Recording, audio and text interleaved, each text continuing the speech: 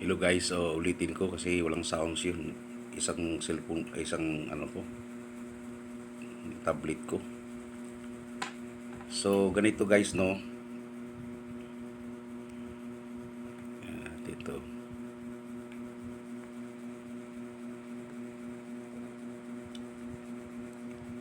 Dito tayo sa trend line, no. Sa trend line tayo para malaman nyo kung paano mag entry ng trend line, no.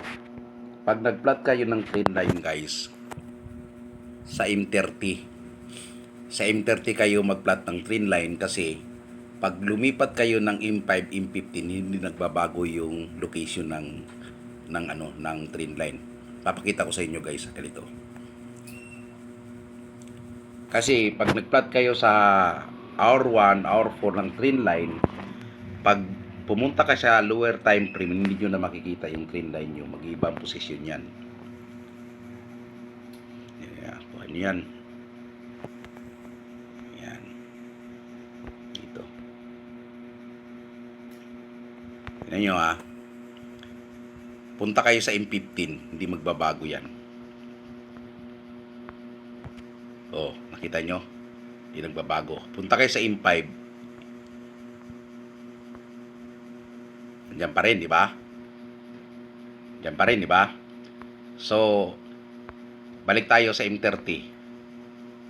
Tanggalin natin yan ha. Para pakita ko lang sa inyo. Para malaman nyo kung paano mag-ano ng trend line.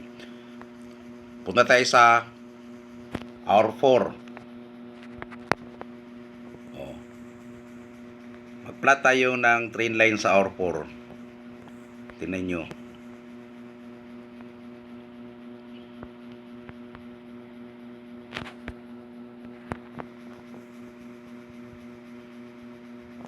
Yan. Ngayon, punta kayo sa hour 1. Oh. Kuha. Punta kayo sa M30.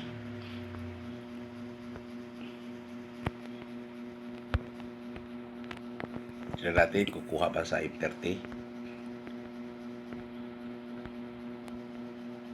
Pa rin. Kuha. Punta kayo sa M5. M15. Kuha. M5. Oh, iba na posisyon. Hindi na ninabot to, di ba? Saka tingnan nyo. Yan. No? Bagamat pero sa M30 kuha lahat, no? Kaya mas maganda sa lalo na sa sa trading view, okay sa trading view. Medyo accurate dito, pero sa cellphone kayo plot ng trend line, talagang hindi makukuha. Hindi nyo makukuha guys kung sa hour 4, hour 1 kayo maglagay ng trend line, no? So ito guys ito ngayon yung trend line support natin, no? Lagay natin ang trend line resistance.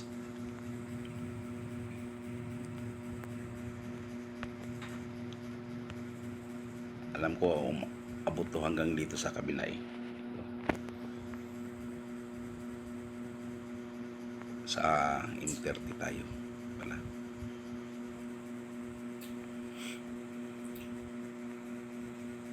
Yan o, kita nyo kung sa M15 o M5, M15 naman na natin na di nakukuha, di ba? Layo o dyan. Tapos dito abot yan natin dyan. So mga mga tawag nito 3 touches pwede na, no? 3 touches. Yan. Ngayon, yung sinabi sa inyo na pwede kang entry sa along trend line pag na-touch na yung trend line, pero dapat alam mo yung liquidity kung tapos na. Tulad nito guys, yung lakihan ko. Yung engulfing candle na bearish, tingnan nyo. Ito, taken out ng bullish candle. So, mangyari, itong lower low na to, hindi na siya protective, no? Hindi siya protected. Kasi taken out na yung low ng isang bullish candle. Kaya ito, proper pullback ito. No, proper pullback ito. Tingnan nyo to. Walang taken out dito. Ang taken out niya sa taas. Kaya possible talaga na babagsak dahil walang taken out sa baba. So, tsaka ito, meron na rin dito, taken out na rin tong previous lower low. Kaya maganda ang support na trend line, yung pababa. Kasi may taken out liquidity na. Di katulad sa taas na walang taken out liquidity katulad nito. Itong lugar na to. Pagka tinamaan yung trend line ng price dito, risk na mag-entry ka dito kung walang market shift. Not dito, kahit walang market shift, pwede ka mag-entry, no? Tinatawag na high risk, high reward naman, no? Dito, pag nag-entry ka dito, mas lalong high risk kasi walang taken out na higher, no? Higher low, no? Walang taken out. Bagamat ito inducement ito. Taken out na inducement dito. Pero dito sa taas wala. So, kailangan dito, pagdating dito, mayroon talagang market shift bago tayo mag-entry. Kailangan yun sa M15, no? Sa M15. Punta tayo sa M15. Yeah, S15. Tignan natin. Tignan nyo.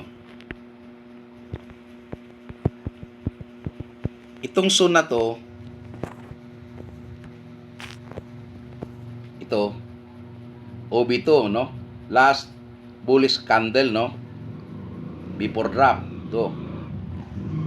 Tsaka, valid siya dahil sa meron siyang taken out inducement dito. Taken out na to. Tingnan mo. Nagkaroon siya ng break of structure. Considered as a liquidity, no? Taken out. Ngayon, kailang ito, mitigated na to guys. Kasi, itong ano na to, itong mga week na to, inaabot eh. So, ang mangyari, kung order block ito,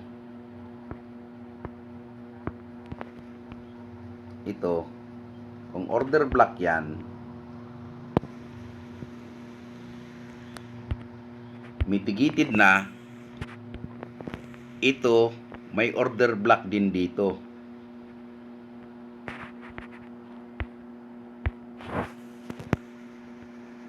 Dito, may order block din dyan. Yan. Dito. Yan. May order block din dyan. At the same time, meron siyang imbalance, no? Meron siyang imbalance sa lugar na to.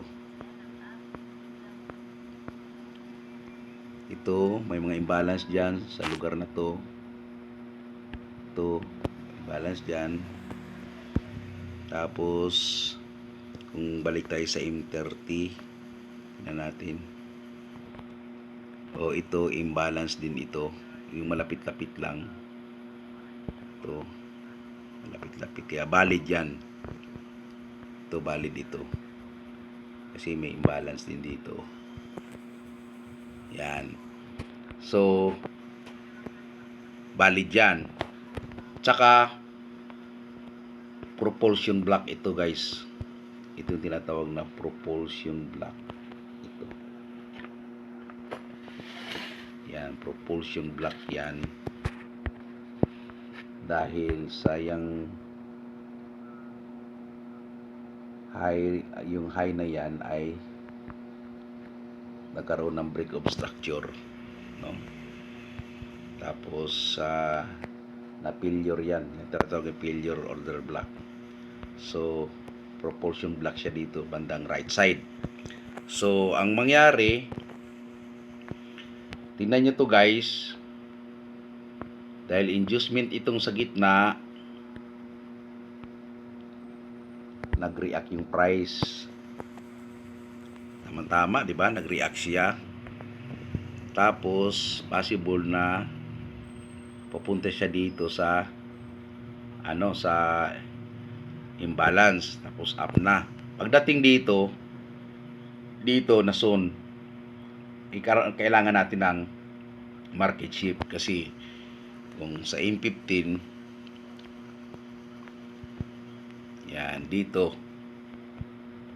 ito 1903 saka 1904 hanggang 1902, yan ang magiging entry natin. So ayan, umangat na siya hindi naman ata umabot dito sa ba't hindi umabot dito siyang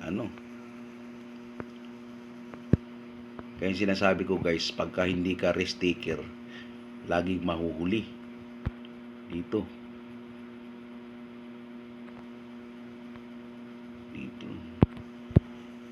Lagi kang mahuli. Ito, risk taker dito, entry. Pero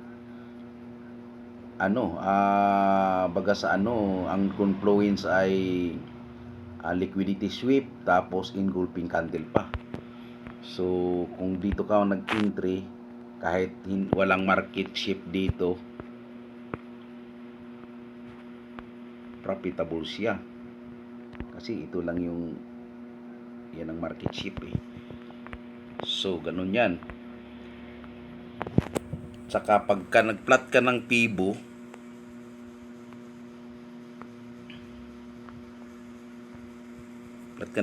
guys dito, kasi yan yung impulsive move pababa. Yan ang impulsive move pababa. Ito yung cause. Ito yung ubi na sa taas. Ang cause na nagkaroon siya ng break of structure dito sa lower low na to. Itong ubi na to. Kaya impulsive siya, no? So ang nangyari, ito yung optimal entry natin, no? Ito 0.79. Yan yung mga optimal entry natin. Saka yung isa pa 0.90.